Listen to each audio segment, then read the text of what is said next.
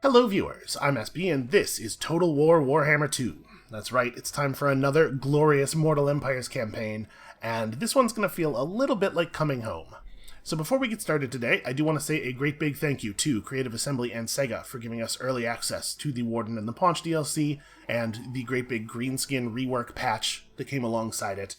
The very first time that we played Total War Warhammer here on the channel, very nearly the first time I had played Total War at all, we played as the Greenskins. We played as Warzag, the Great Green Prophet, and I think even at that time, the Greenskins felt a little weak and a little boring relative to the other factions in the game, and that has only gotten truer over time as Creative Assembly has gotten better and better at designing new factions. The newer stuff is so much cooler and so much more fun and so much more powerful.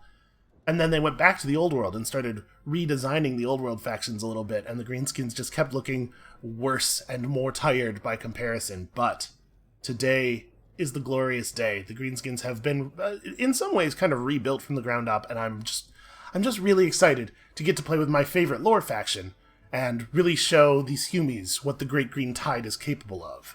So, as you can probably tell with your eyes, we're going to be playing as the Bone Rattlers in this campaign, led by Azhag the Slaughterer. What sets Azhag apart from the other Orc Lords is his very good hat. He has one of the best hats in the whole Warhammer Fantasy universe. Look at it. Look at how beautiful it is. It is a magic crown that has a lich stuffed in it. And probably some of you are saying, hey, that sounds a little familiar.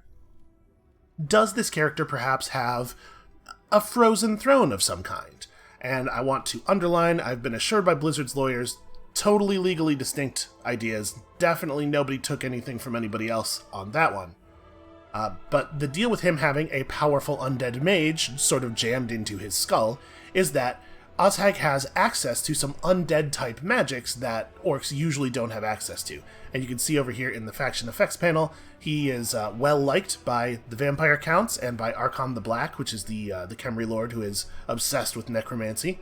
In addition, because of the part of the world that his tribe lives in, this faction is better at controlling wyverns than the other orc factions. I don't even know if wyverns are good units, but I do know that they're very cool, so I'm excited about that. And then we have a bonus to our research rate owing to the additional brain that we have access to here, plus income from sacking settlements. And then Azhag's army, Azhag himself has a greater leadership aura size, and his leadership aura is more powerful, and he has a special version of the wall. We'll talk about all this stuff when we talk about battle. If you have never seen Total War Warhammer 2, if you don't know what is going on in this game, do not worry, you will not be left behind. We'll explain things as we go. Frankly, it's a big game, but it's not that complicated of a game. So Azhag's army gets to start with some special units in it, some Forest Goblin Spider Rider Archers, and I'm going to level with you. I haven't looked at a lot of the Greenskin units in a long time. Basically, like when we last played Greenskins, I didn't really know how the stats worked or anything, so to some degree, I'm going to be learning right alongside you here. It looks like, so this is Missile Cavalry. They ride these big spiders, and they don't look very good, but they do have poison on their melee attacks and their ranged attacks, and that's pretty significant. You can see here, poison in Total War Warhammer is not a damage over time effect, it's a debuff, and it's a pretty significant debuff. Poisoned units are way less effective at combat.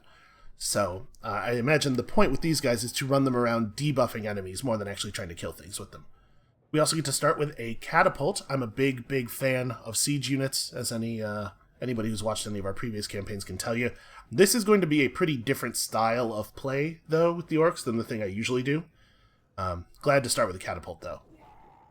And finally, some Trolls, regenerating monstrous infantry. Now, it's important to remember, in Total War Warhammer, regeneration is not just constant HP restoration, but it's also a weakness to fire damage, so I don't know, if we run into some dragons or something, I guess we'll be wary of that. And with that, I think we are ready to get in here. I think I've said it already, and I'll probably say it again before the episode's over. I'm just so excited to be playing Greenskins again. I'm so excited for them to be good. Owing to his ominous iron crown, Azhag's endeavors are a mystery to many, most of all himself. After marauding into the mountains, he discovered that the stunties he expected to find there had been driven out by men in rival Greenskins, both of whom he is happy to dispatch anyway. Problem is, the Slaughterer thoughts are frequently erratic and rarely his own, sometimes putting him under suspicion.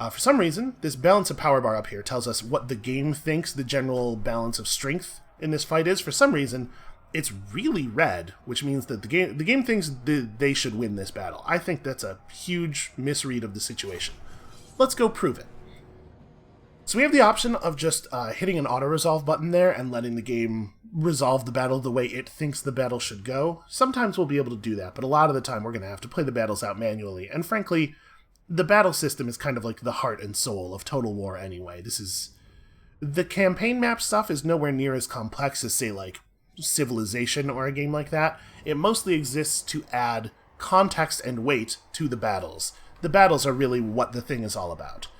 So, at the beginning of a fight here, you can see the enemy has their deployment zone in this red rectangle. We have ours in this yellow rectangle. We set up our units for the fight, and to be perfectly honest with you, I think our units are pretty much in the right spot here. I'm going to angle our catapults over a little bit so you can see the range of our catapult unit is being drawn on the ground here. They'll probably set up pretty much right up front. It seems like if the computer thinks that they are likely to win this battle, I don't see any reason why they would do anything other than basically just run directly at us. So let's get ready for the running directly at us thing. We'll put our wizard over here. When we mouse over a character, you can see there's a big circle drawn around them on the ground. That's their leadership aura area. Characters like lords and heroes increase the leadership value, basically the morale value, of other nearby units. And remember, Ozheg's leadership aura is larger and more powerful than usual. And then this guy has Vanguard Deployment, which means he can set up outside of our deployment rectangle, but he can't set up too close to the enemy deployment zone. That's what this white rectangle around their deployment zone shows how far back he has to stay. I mean, he's just going to harass people while we're fighting them. I think it probably makes sense to keep him near the rest of the units. And let's just get to it. So, first of all, catapult targeting. What are we actually scared of here? Let's have a look at the actual enemy units. Apparently there's some foliage down here that's hard to see from above. So, they have archers, crossbowmen specifically, who I think we're going to target with our catapults. And then aside from that, their whole army is basically just these dudes. Just guys with normal human guys with very basic equipment. They got some dudes with swords and shields, and then they got some dudes with spears. I think this is going to be real easy, personally. I don't know what they were thinking. Alright, let's just have all of our units kind of run at them. I don't think this is a terribly complicated battle. Alright, so you can see in the bottom right, any of our units that have spells, that's where their spells will be. Our shaman here has eye lasers, the gaze of Mork, ability to project beams of energy from his eyes. And then our lord, in addition to just being a real tough dude who's dual wielding and looks extremely sweet, he has the ability to buff the leadership of our units and also the ability to deal damage to a single enemy target. We're going to be casting that on the enemy lord. You know what? I'm going to have the trolls back off a little bit. I didn't realize they were so fast. I don't want them to go in first. Alright, let's smash our, just basically smash our dudes into their dudes. Hold on a second. Let's look at the stat panel here. I want to see something. We want the Goblin Spider Riders to approach after melee is joined. Let's have a look at the stats of our Orc Shaman, because I'm curious. Okay, yeah, he has 38 melee attack and 20 melee defense and 310 weapon strength, so he's actually a pretty okay fighter. That's kind of what I was figuring. An Orc Wizard is going to be a way better fighter than like a human wizard, right? And in fact, with 38 melee attack and 20 defense, here's like a standard human infantry soldier by comparison. 20 attack, 34 defense. He actually probably can just run into these guys and start smashing them. He has a spell and will totally use his magic, but he's definitely he's not gonna hang back. He is a smasher. So it looks like our catapult units are having some trouble reliably hitting these archers. I think we're going to have the trolls solve that problem, and we're going to redirect the catapult fire to just sort of the middle of the enemy formation. Our dudes are just not accurate enough to hit something as small as a group of humans on the flank there. Okay, so you can see that all of the units have multiple bars above their head. The red and green bars are health, green for our units, red for the enemy units, and that's probably not a huge surprise to you.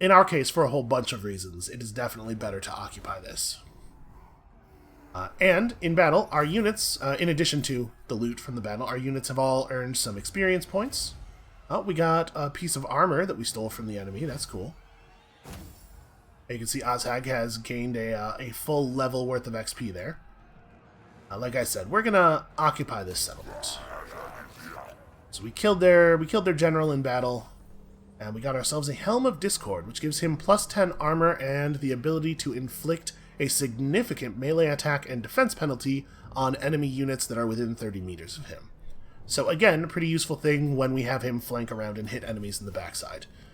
So now that we control Karek Raziak, you can see if we click on this, we control both of the settlements in the province called the Northern World's Edge Mountains. When we control the whole province, we have the option of issuing a commandment across the province, which is just free stuff, basically. Controlling a whole province gives you access to extra money or extra growth and obedience, which is definitely the one we're picking. So it behooves you to try to control entire provinces instead of just individual settlements scattered across the world. So down here you can see the building slots in the settlements. The main settlement mechanic, the thing that's most important to understand here is each settlement has this main settlement building. This levels up over time, you can see here, right now it's level 2. In order to level it up to level 3, we'd have to pay 3,200 gold and 2 points of population surplus. Right now we have 0 population surplus, but every turn our settlement receives some growth, and over time growth turns into population surplus. Upgrading the main settlement building unlocks more building slots in the settlement and increases the maximum level of those buildings. We can see here we have a basic recruitment building that gives us access to this unit to recruit. It's level 1 right now. We can upgrade it to level 2, and the chain goes all the way up to level 4, but we can't upgrade it above level 2 right now because the main settlement building in this settlement is level 2. We're definitely going to upgrade this. We want access to better units. Sure, like archers. Archers would be cool to have. And then what else can we build here? Karek Ungor has gold underneath it, so we are definitely going to build a gold mine. Probably not a big surprise to anybody. Gold mines generate a lot of money. Alright, let's spend our skill points. Characters have levels, sort of an RPG system here, where when you gain a level, you get a point, and you have all these skill trees to invest your points into. For right now, don't worry too much about this. We're going to grab Route Marcher, because you should always take Route Marcher first. Like I said, campaign movement range is a very, very important thing. Non-character units do get XP and will level up as well. They don't get skill points, but their stats just increase over time. And for our wizard here, our shaman, we're just going to work on improving his magic. So if we put a skill point into Gaze of Mork, the cooldown is reduced, and also we get the ability to overcast it, and we'll talk about that the first time we actually do it. Okay, we have 3,200 gold left, and a fair amount of income. Let's recruit some additional units. As long as you're inside friendly territory, you can recruit more units to your army. You can see each army can hold up to 20 units. Let's just get some more orc boys in here. We have the option of recruiting goblins. The thing about goblins is they're terrible. Like, what is the reason you would ever want a unit of goblins over orcs? Well, for one thing, they're a lot cheaper, and they don't require as much payment turn over turn. But you can see here, orcs have way more health, more armor, more leadership. They're a little slower, but they have a lot more melee attack and weapon strength and charge bonus. They're basically just way better at everything. One advantage, I suppose, that a goblin has is that it is expendable.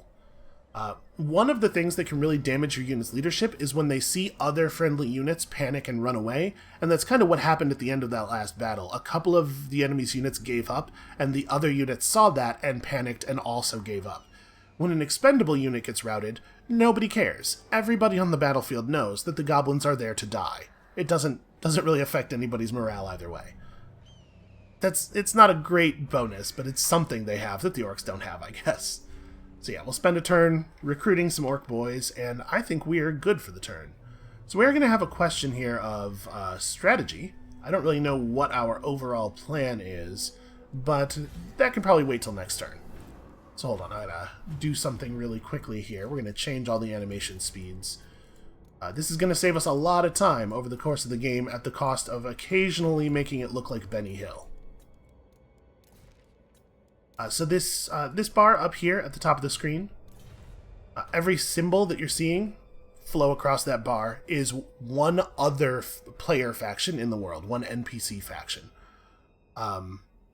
There are a lot of them. The Mortal Empires map is huge. There are a lot of factions on it. This is a thing that is very grand in scale, which I really appreciate about it. Most of these factions have no interaction with us at the moment. We are very, very small, but someday we will spread over the entirety of this map, in theory, provided I don't get us all killed first. So, now that we control our first province, we gotta figure out what we want to do next. We are already at war with the men of Ostermark, so we could come down out of the mountains and mess their stuff up, and probably we'd be pretty successful at that. But, we can see here, the Kislevites, to the north of them, do not like us very much. We have a negative 40 reputation with them. And the dwarves of Carrick-Cadron to the south dislike us even more than that. My suspicion is we're going to get war declared on us by one or maybe both of these factions very shortly. So I'm a little nervous about running out of the mountains in a place where they could just like engage in a two-front attack on us. What are our other options? We could fall back into the mountains. There's another tribe of orcs over here. And if you're curious how I know what faction everybody is, the shape and details of their little banner tell you what type of faction they are. These circular ones are orcs. The men have this kind of shape. The dwarves have these banners with the hammers on them. Over time, you just learn all this stuff. So we could fall back into the mountains here. Peak Pass contains the settlement of Khazid Urkalaz, the settlement of Nashrak's Lair, which is like over here, I believe, and then Carrick-Cadron itself. But since we have Khazid Urkalaz right now selected, we are seeing the reputation indicators for this faction, the Red Eye, the Red Eye orcs. They're already at war with Carrick-Cadron, so maybe the smart play on our part would be to move around this way and press Carrick-Cadron from this side. Okay, I think I like that kind of idea. Also, I guess we should have a look at like what are our overall objectives. In order to win the game, we must destroy Reichland, the Empire factions. That's pretty far to the west. We don't need to worry about that right now. And Kislev and Carrick-Cadron. Okay, that makes sense. We have to occupy, loot, raise, or sack 50 different settlements, which we totally will. We must control Nagashizar, either by direct ownership or through vassals or military alliance. Where is Nagashizar? Okay, like way to the south. And then we have to control any 16 settlements from this big list. This is basically a list of important world capitals. We just have to dominate the world. We can totally do that. We have to earn at least 20,000 gold over the course of the game from raiding. We will probably earn a lot more than that. And we must be ready for the arrival of Archaon the Everchosen. This is going to be really important, and it's going to have a huge effect on the way we make decisions over the course of the game. We're not going to talk about it right now. We'll get into it when it becomes a little bit more relevant. So, yeah, I think I like pushing this way. We'll make a full army move this way, and then we'll just do a little bit more recruitment. So that upgrade that we bought is done next turn, and that's going to let us recruit orc archers. We have the option of recruiting goblin archers right now, but why though? I think we're just gonna get some more orcs in here. And yeah, I think that's it. I'm pretty torn here. I don't really know what the smart play is. I guess we could go to Fort Jakova. Oh, you know what we should probably do? I've had a thought. We should probably try to make contact with the vampire counts. There are vampires nearby, like over here, I think, on the map, who would probably help us fight these dwarves. So I think we're gonna keep this army in this location for a moment longer. We'll talk about army stances here in a second, but I'm gonna pull the orc shaman out of our army, and we're gonna send him off to meet the vampires. Actually, here's vampire territory right here. Can we?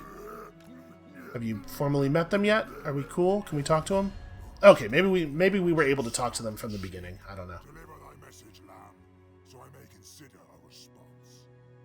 Yep, so there's Manfred Von Karnstein. He is everything you would imagine he would be.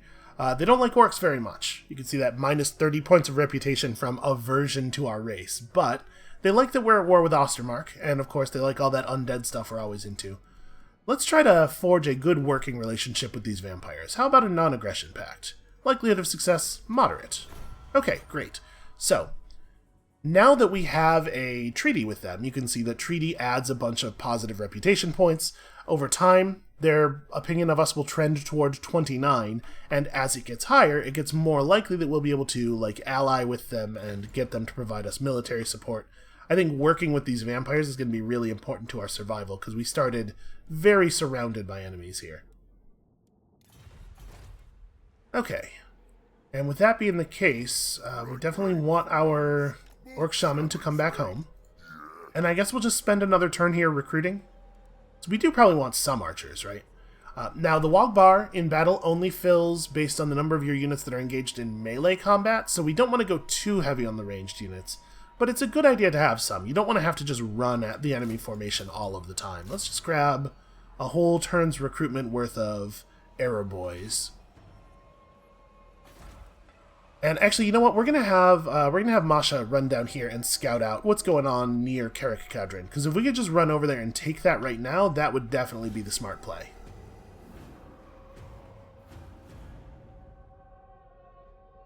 Presumably, these guys, okay, I was going to say, they must have military units, so they're forming a new army in Carrick-Cadron, which means that their existing army is off somewhere else. It's probably fighting the Red Eye. This might be a good moment to just sweep in and ruin their day. Alright, we finished our Go Fast attack.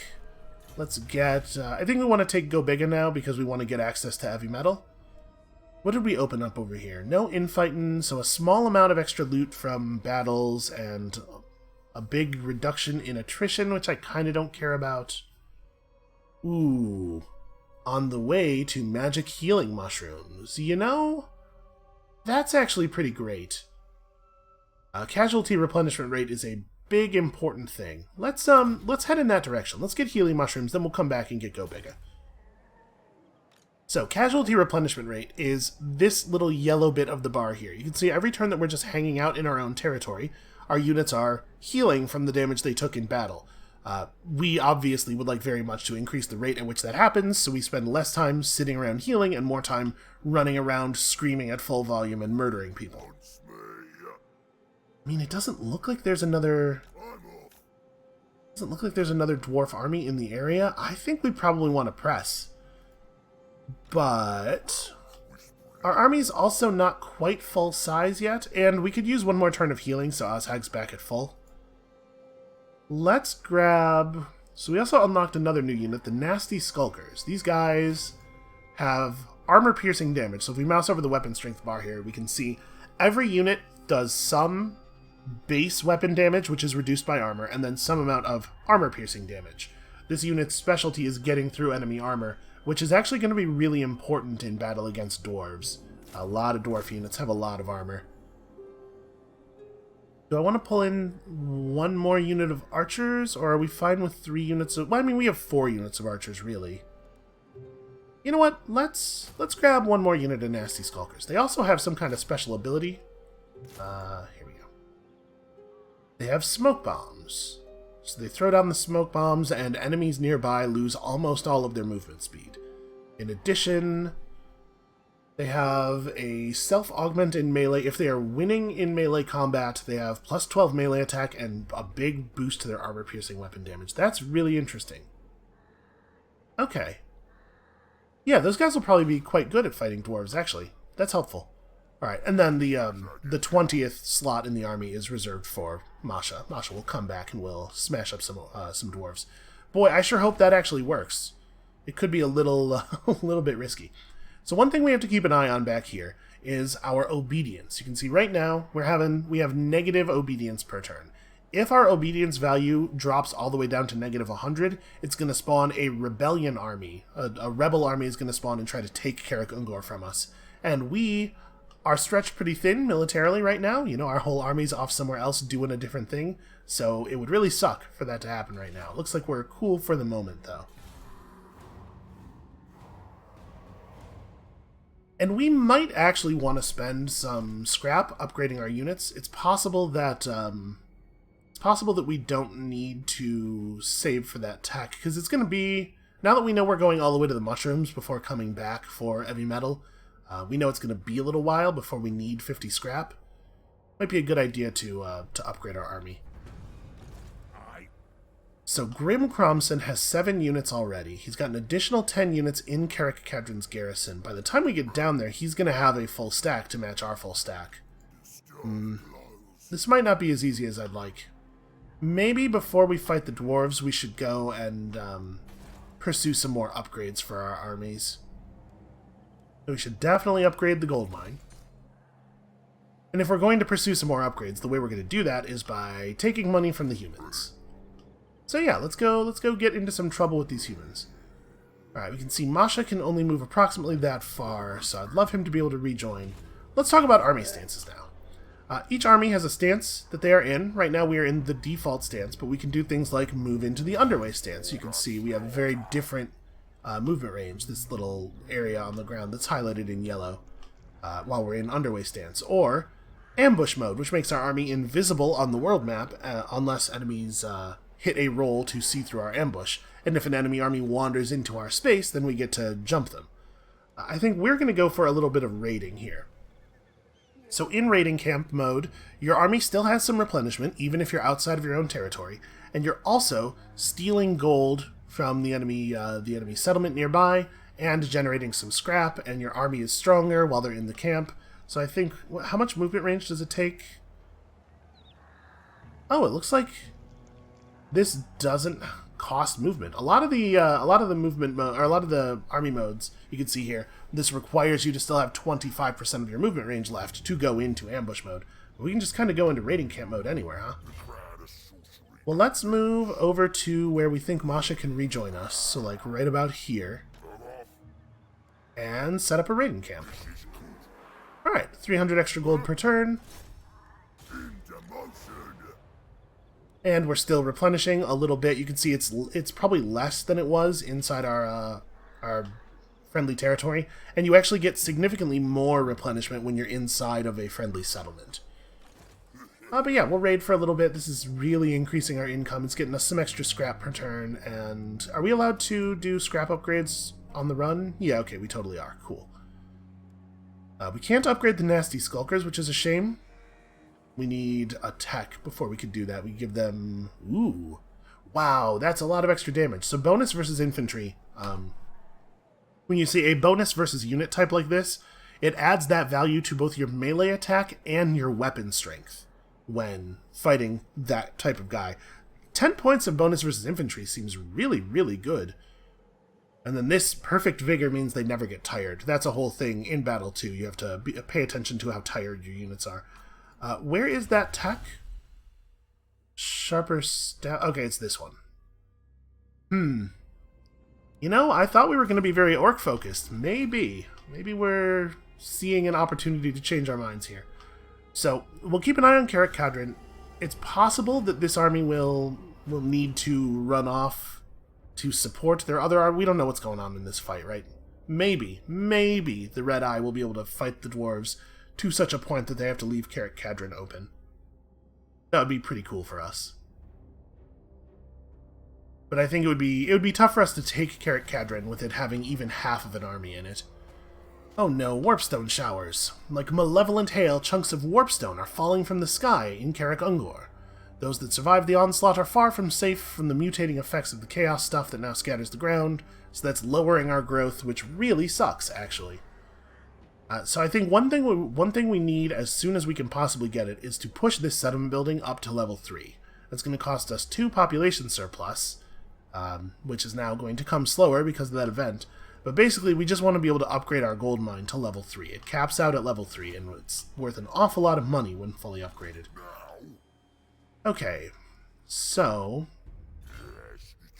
we did some good raiding there. We had to figure out, do we want to try to push for Carrick Cadron, or do we want to fall back and threaten the humans? I think we probably want to fall back and threaten the humans. What's the deal with this this province? So the city of Mordheim is somewhere, and it is completely uninhabited. Then we got Nagenhof and Essen, and somewhere the capital.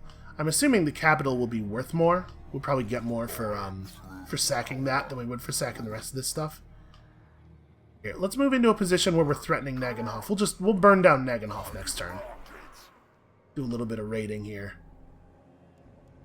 What I really want is to upgrade our main settlement structure here so that we can upgrade the gold mine and also this building so we can start recruiting better orc units like these biggins, which are much, much more powerful. And then hopefully we can take on the orcs, or take on the dwarves with some slightly better units. The dwarf low-level infantry is some of the best low-level infantry in the game. Our friends down in Sylvania have declared war on what looks like a Skaven clan. Yeah, that's a Skaven clan banner. Interesting. I don't have any idea where Clan Ferric is on the map. That's a little bit of a bummer because it means Sylvania's distracted. So we've got a mission from our friends over in the Red Eye tribe. They would like us to raid any region that belongs to Carrick Cadron, and if we do it, we'll get some bonus diplomatic relations with them and also a little bit of gold. A rival tribe and potential ally have asked your boys to go raiding enemy lands. The spoils will be ours, of course, and it will be seen favorably by these boys, allowing us to dominate them soon. I don't want to go all the way over to Carrick Cadron. I want to burn down Nagenhof. Wait, can we not? Oh, I thought there was a bridge here. No, there totally is a bridge. I guess that bridge is part of Nagenhof, though, so we can't use it until we own Nagenhof. Well, we'll cross the river over here, and then we'll be able to hit Nagenhof next turn. And we'll just keep raiding. Raiding's good for the economy. We now have enough money that we could upgrade Carrick Raziak, but population surplus is a resource that is shared over the whole province, so if we do this, we won't be able to save that population point for here, and I really want to get Carrick Ungor upgraded, so I think we're going to hold off on that. I'm a little embarrassed there. I thought we were going to be able to get Nagenhof this turn. It turns out orcs are not the best at planning. They're good at killing stuff with swords, and screaming, and running. Not so much like thinky stuff. Oh, and of course, the turn we would have been able to attack, here's a whole army. Oh, what do you want? He wants us to promise that we won't attack each other. You know what? Sure. For right now, I will do that. It is worth noting, he is both aggressive and unreliable.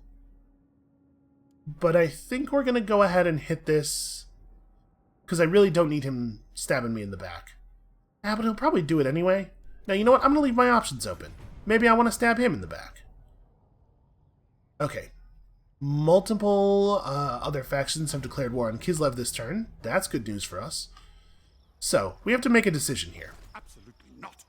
Do we think we could just take 19 units of Wolfram Hertwig's army, plus the 6 units that are in Nagenhof as a permanent garrison, with our 20-unit army? His guys are in march mode, which has given them extra campaign movement for a turn, but also means that they're tired.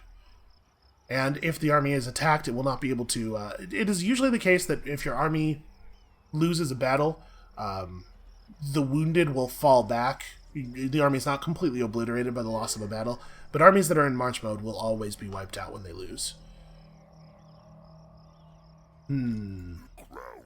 Well, we could try something cunning. We could back off a little bit and then go into ambush mode. Yes, it shall be. And maybe try to bait him into thinking that Carrick Ungor is available as an attack target. I sort of want to hit Kislev, now that they've had a bunch of people declare war on them. Really wanted to get Nagenhof on our way there. Alright, let's try something. We're going to move, apparently, a very small amount. Why do I have so little movement ability left? I guess we're still slowed from crossing the river. Alright, I'm going to fall back to here. Crossing rivers can be a big thing. And since we are acquiring scrap, and it is going to be a while before we need to get heavy metal, I'm going to take an upgrade. Let's give one of our units of boys those wizardly weapons. The biggins are already tough enough. They're already winning melee combat against normal human forces pretty easily. Such ingenuity, my lord. Okay, thank you. Again, not interested in listening to humans here. So I don't think the biggins need the upgrade too much. Alright, let's see what Wolfram Hertwig does. If he wants to run out here and fight us, he can. My suspicion is that he will not, because our army is very big and intimidating. And then maybe we just attack Fort Chikova, since it's undefended. We might even take it and keep it. Honestly, I'm not sure what the right play is there. Burning it down obviously has some benefits. So we've been generating XP by doing all this raiding and stuff. Got ourselves some extra levels. So we have a lot of options here. Lords have a lot of different skill lines they can pursue, and there's definitely some really good stuff down here in the bottom blue line. Big casualty replenishment rate for Azhag himself. Things like that. A reduction in the amount we have to pay our troops. Additional movement range. But I think as he is a caster, let's focus on his magic a little bit. We'll improve Spirit Leech, and really what we're doing is pushing for the upper tiers of his school of magic. I think the Fate of Buna and the Purple Sun of Xerius are both fantastic spells, and this Arcane Conduit ability is really, really important to getting to cast more spells per combat. And then our Wizard has also gotten a level up. So each school of spells has like 6 spells in it. And you can see we can learn some new spells now. Brain Bursta or Fists of Gork, which imbues our units with magical damage. And then each school of magic has one passive ability that triggers when they cast. This one is going to give us more spellcasting resource. Every time we cast Gaze of Mork with our Shaman, we just get a burst of additional casting resource. For right now, let's get that. Even more eye lasers per turn. And then I'm a little worried about Karak Kadrin declaring war on us from the south while we're busy, but I think we have an opportunity here. Fort Chikova is vulnerable, and Kislev is very busy fighting these Norskins and these Skaven. So yeah, let's have at 'em. Declare war and go crush their fort. So this here is a great example of a kind of battle we can just auto-resolve. We win this very handily. And then we do have an actual interesting decision here. We could take Fort Chikova because it does have an iron mine, and we could maybe make some stuff happen there. But I think I'm just going to sack it, because that's a lot of money. And we get a little bit of unit replenishment, but 2,900 gold at this moment is very significant. Oh, we found a Crown of Command, which lets us make one of our units unbreakable. It means it can't suffer any form of leadership loss for 30 seconds. That could actually be really useful. And then winning that nice easy battle gives us another skill point. So, of these spells, the passive ability in this school also gives more power recharge. We're going to end up with a lot of spellcasting ability in this army. So we could improve our aspect of the Dread Knight. We could learn Soul Blight, which dramatically lowers the armor and weapon damage of an enemy unit. Or we could learn Doom and Darkness, which just crushes the leadership of several enemy units. It has a 40-meter effect range, so this is an AoE. You know what, honestly? I think we might be able to break some people with Doom and Darkness. Our army is very scary as it is. And then we probably just go back into raiding mode? Or I guess we have enough movement range that we could swap into ambush and try to make it look like it's safe for Wolfram Hertwig to leave Nagenhof. Yeah, let's try something sneaky. So at the beginning of each enemy force's turn, if they're in visual range of our army, they'll get to make like a detection roll to reveal our ambush army, and if none of them pass it, then we remain invisible until somebody wanders into us. Let's definitely grab those healing mushrooms.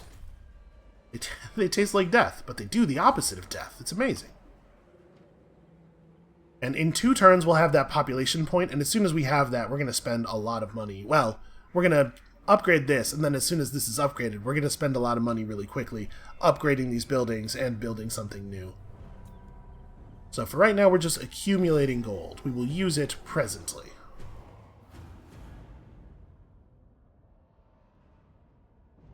So the Kislevites definitely have an army.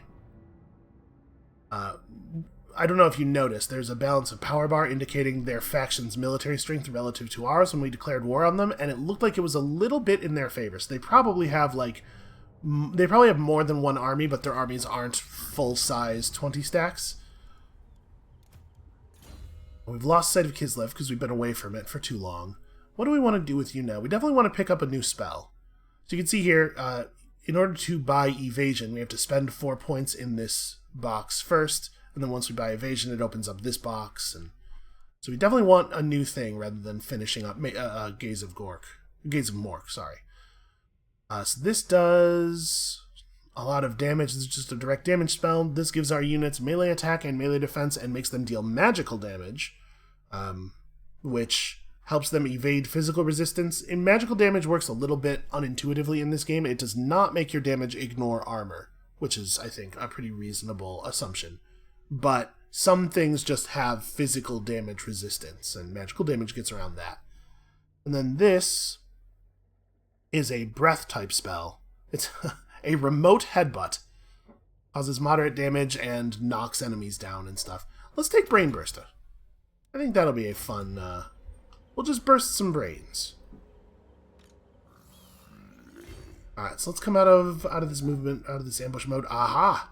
We did convince them to abandon Nagenhof. They thought it was safe to leave. Okay, so we win that. Ooh, look at all that money. So, we have a consideration here. We know that there is an enemy army within movement range of Nagenhof, because we know they only moved a single turn worth of distance away from it. If we occupy or raise Nagenhof, we will not be able to move afterward. It will take the rest of our turn. It's possible that that guy's army did a march mode move away, and so they wouldn't be able to come back and engage in combat with us, because if you have to move more than 100% of your army's normal movement range, you can't also engage in battle.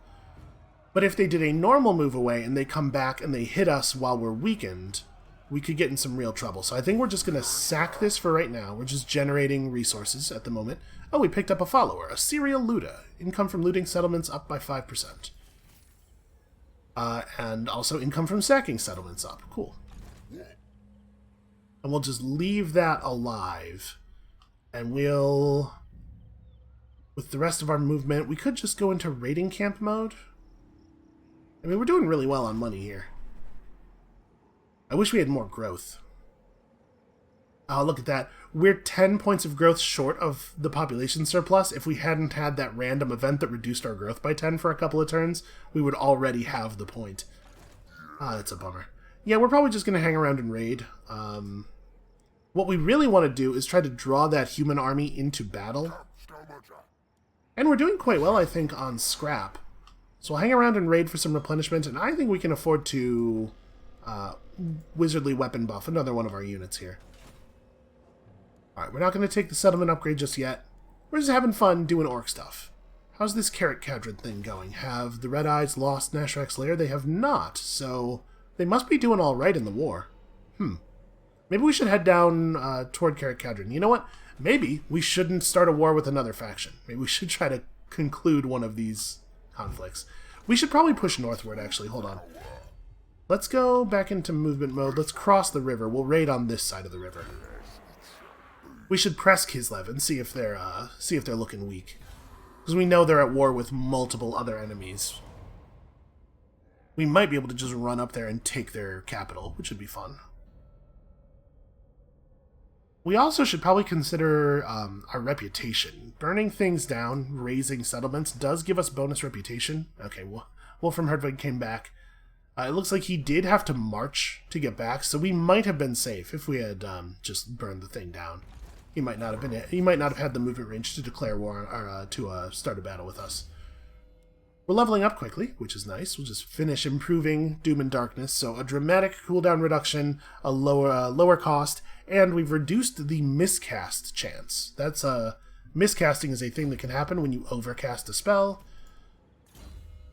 Again, not something we need to worry about just yet. I'm going to finish taking Brain Bursta. We're going to take all of the upgrades to Brain Bursta here.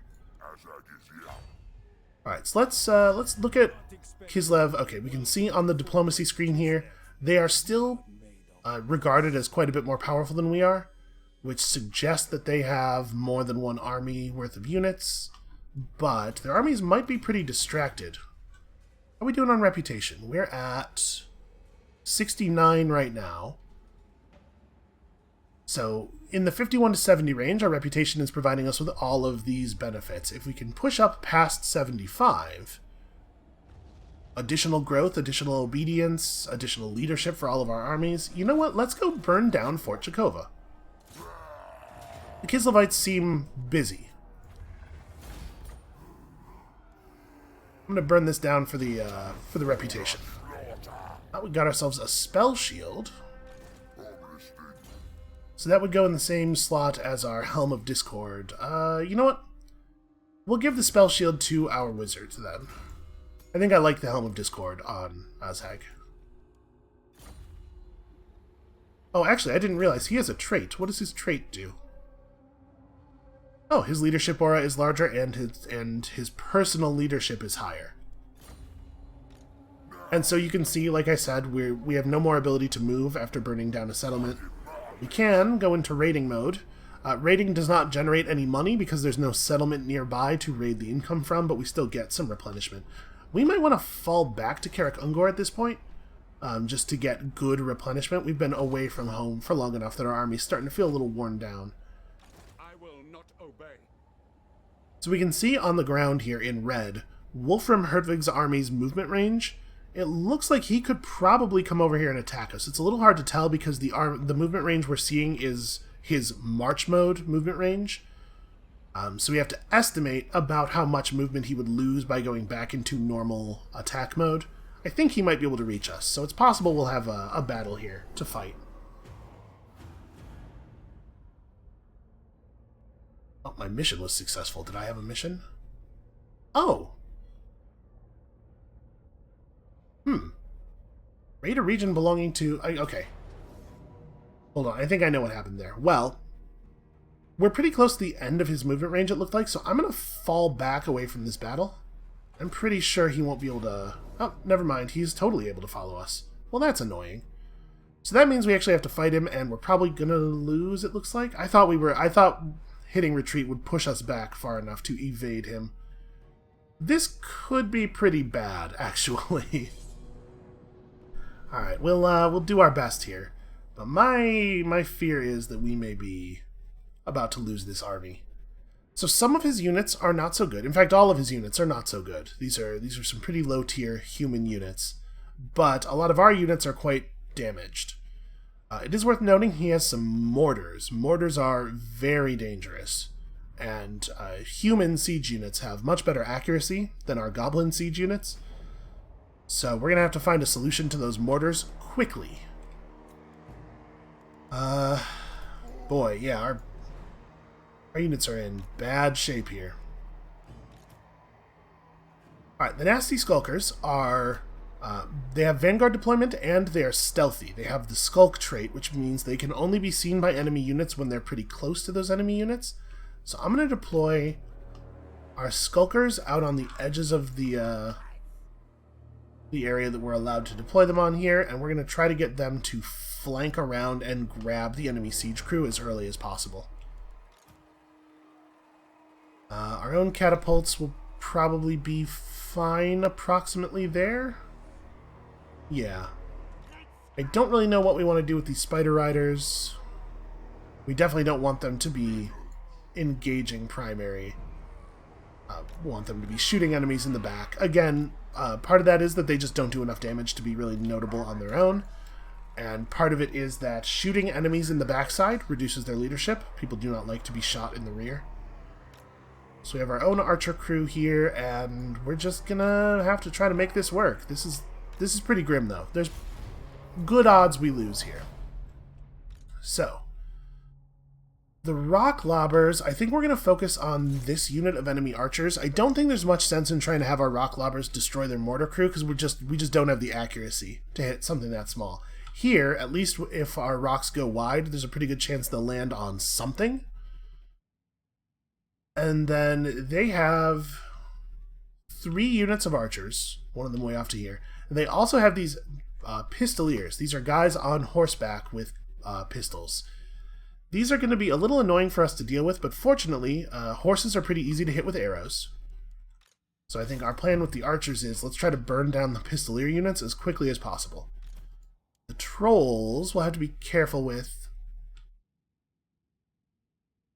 The trolls have some leadership issues, and we definitely don't want them to get caught by enemy spear units, which are particularly good against large enemies, but I think we probably are pretty much just in a run directly forward kind of place here. Oh, I accidentally told the Skulkers to take it. I ordered the Skulkers to do those things too. We definitely don't want the Skulkers doing that. Let's give them some different orders. You guys try to sneak around into these trees. The units of archers that they have out on the outsides, we might be able to skulk. And then, unfortunately, we are just gonna have to run at them. I don't really have a lot of strategy here aside from let's go punch them a lot.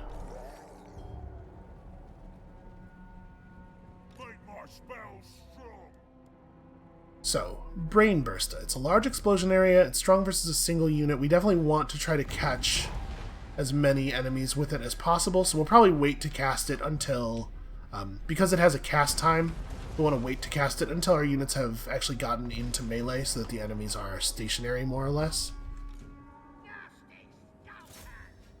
Alright. Ignore your previous orders, just go straight for them. You guys are going to do pretty much the same. And the spider archers... I mean, we can have the spider archers start working on the missile cavalry. And in fact, I'm going to shoot a Gaze of Mork at them. It's particularly good against large combatants. In this game, large means horse-sized or bigger. So hopefully this will do some real damage here.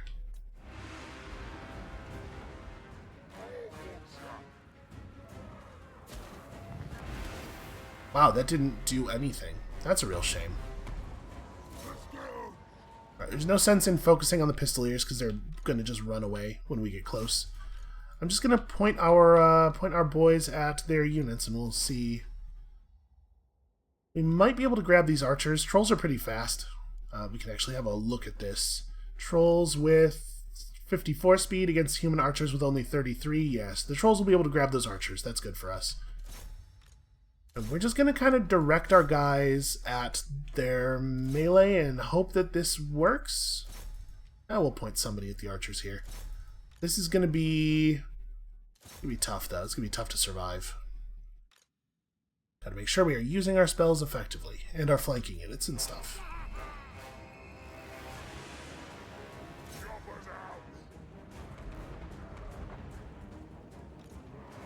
You know what, actually, I'm going to have these guys veer off and hit the flank of... Oh, maybe not. Never mind.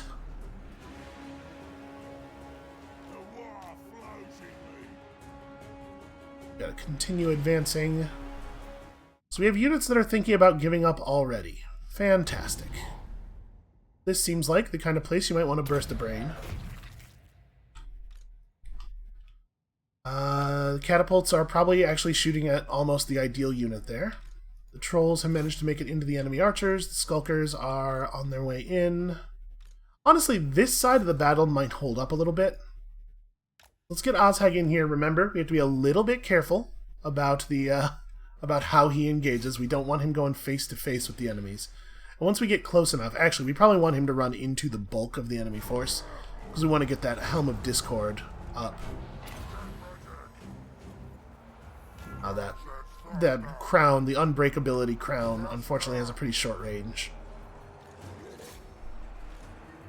Right, one unit of Skulkers, continue pressing those guys. You guys get in here. So unfortunately, our Skulkers on that side are taking a lot of archer damage.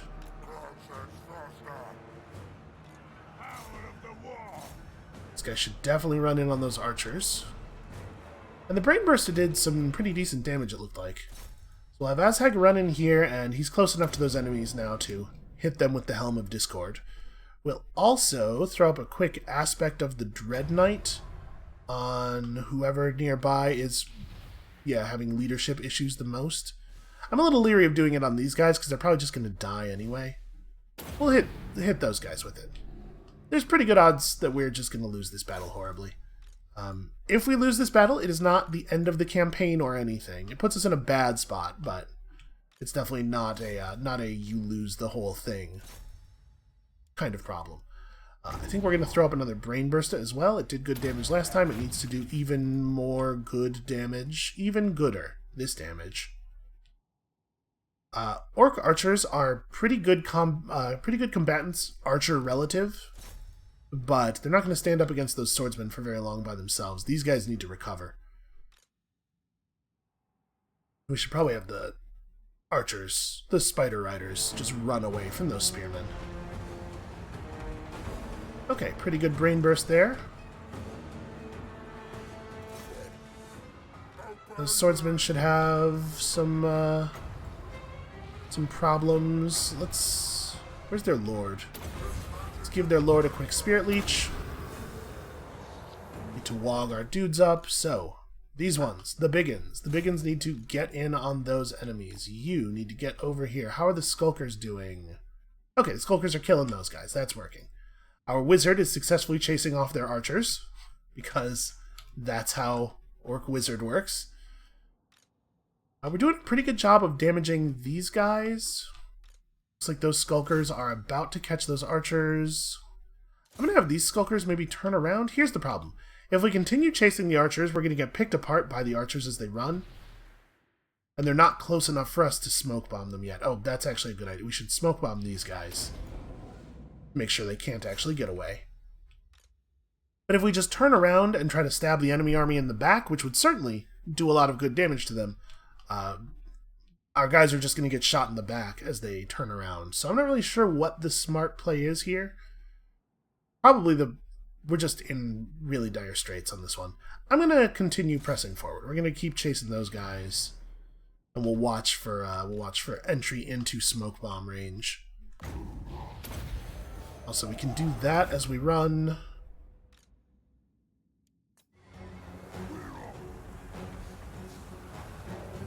He stopped running to cast. And then he didn't actually... I waited until the little bar finished there, but he didn't quite cast. Okay, I'll take that. It slowed some of them. Actually, you know what? Let's put these guys in melee mode and have them just melee charge, these archers. Because they're quite fast. That should actually work. Alright, we're having some problems over here still. I think we might want to lay out a little bit of a brain burst. Right there. You can Dread Knight these guys. So, the fact that we're probably going to lose the battle does not mean that we should just give up. If we were to lose this battle in such a way that the enemy army is left big and powerful, they're just going to run in and attack Karak Ungor, right? So it's pretty important, actually, that we do as much damage as possible while losing this battle. We gotta achieve a good loss. Alright, so you guys are in fighting them.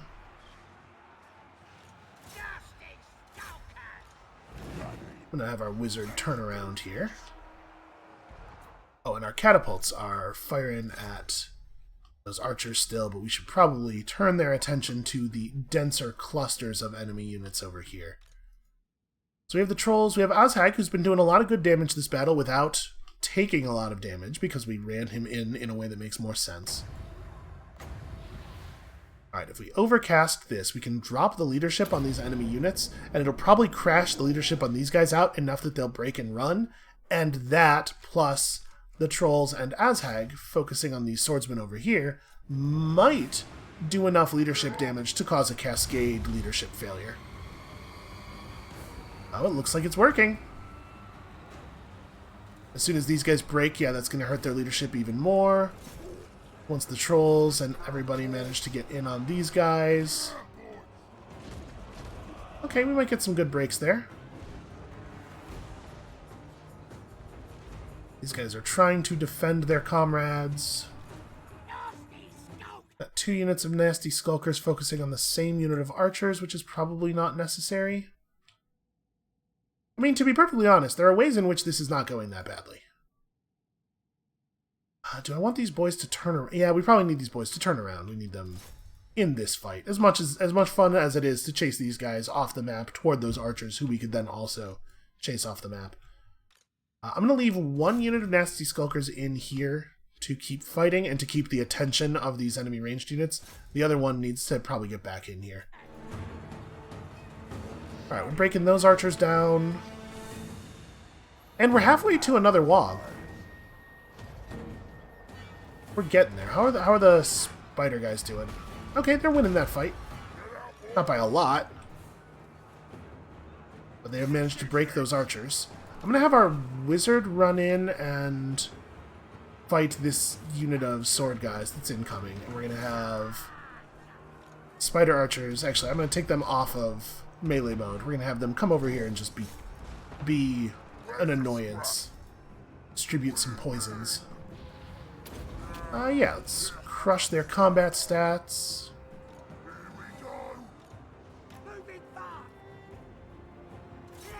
Fight those guys and go into skirmish mode. So in skirmish mode, if the enemy gets too close to them, they'll run away. They'll try to maintain range distance so that they can keep shooting, but they won't let the enemy close to melee unless the enemy is considerably faster than they are. Alright, so this is going better. We've broken these guys a little bit. We have to decide what we want to do with this cluster of melee troops now. I think the smart money is getting to work over here. These are the remaining tough enemy units. And we might... I don't want to get anybody's hopes up, but it's not impossible that we could pull this out if we can get over here and break down their lord, who's looking pretty wounded already, actually. If we can get Azhag in on that guy, we might still be able to do this. And we're about to hit another wog, actually. Alright. Caster has provided a pretty good distraction. He's given some people some time to escape.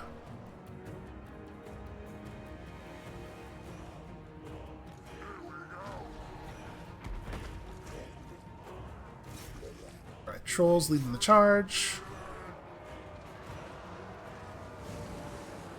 And I mean, trolls are pretty good at fighting human man-sized things. Yep, so you can see they're starting to panic already. Let's hit the wog. And it looks like... Okay, so ranged units have a third bar underneath their morale that indicates their ammunition level. It looks like these pistoliers are switching into melee mode because they've run out of pistol shot. Let's have those nasty skulkers just hit them in melee. I mean, it looks to me like we're probably still going to lose, but it's way closer than I thought it was going to be. And we will at least make this army unable to attack our settlements. If we can kill their lord, then there's a chance we could rout them. The death of an army's general has a significant morale effect. So I'm hoping we can just focus all of our guys on their lord right here. Alright, throw down the smoke bomb. So that if the skulkers do get killed here, the enemy doesn't retreat effectively into the rest of us. We have units recovering. The big uns are actually, there's still a lot of them alive. You guys break that charge. Keep them from interfering as we kill their lord. Catapults definitely have a new target. We still have a fair amount of ammunition left on our catapult unit. Okay, we killed the enemy lord. So you can see that's having an effect on enemy leadership all over the battlefield. These meters are low. And Azhag himself still has a lot of health.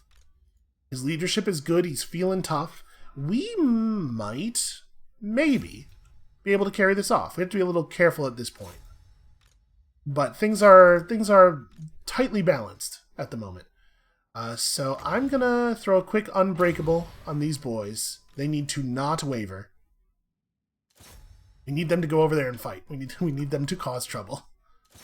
Okay, we'll have the trolls go this way, because I don't want the trolls fighting the spearmen.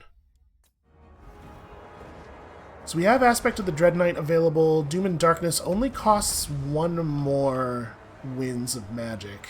So I'm going to wait, let that regenerate. Their whole army is wavering. No, not their whole army. Most of their army is wavering.